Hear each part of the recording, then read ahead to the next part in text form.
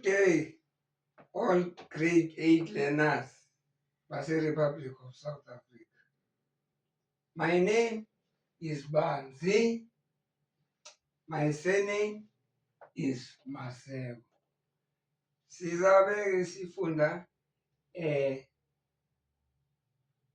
ngesiZulu nange-English so that nabantu engasiyo i-first language yabo i-English bangabi disadvantage. Ngizasifaka impela isiZulu kakhulu. Okay. Today's session is about exponents aphinde abizwe ngokuthi ama-powers. Silwane bani lesi power? Yabo? I-power is the number of times a number multiplied by itself. For example, 2 times 2 kulingana no-2 to the second power. A times A times A kulingana no-A to the third power. Ukuze-ke kube ne-power kufanele kuqale kube ne-number phela ezoba yi-base. Le number enkulu njengalo 2 la no-A laphana ongasiyo inumber yena oyi-symbol, an unknown number, kufaka i-symbol, yi-base le, sithi i-base. Then le number ebhalwe lapha ekhoneni engaphezulu kwa-left ngokuncane yiyo-ke i-power le, yi-exponent.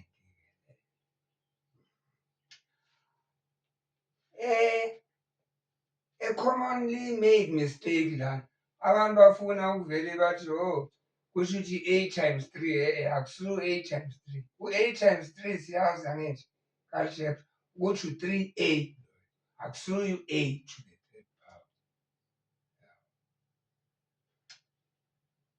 Mangathi 2 to the fourth power la akusiyo 2 times 2.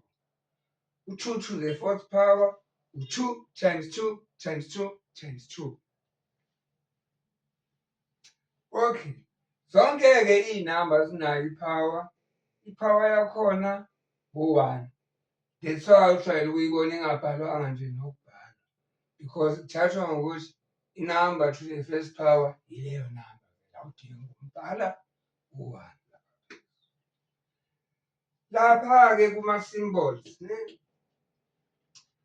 kujwayele ukusetshenziswa ama-alphabet letters. But-ke ungabi confused wathola kwenye i-question paper lapho bengafakanga ama-alphabet o-Q no-Z lapha. Befake nayi hashtag symbol or i-asterisk lapha inkanyezi symbol or i-exclamation mark.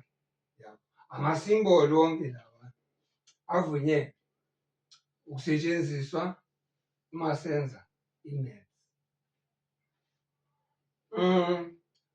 Right. Yiyo-ke i-introduction lethu ama-powers.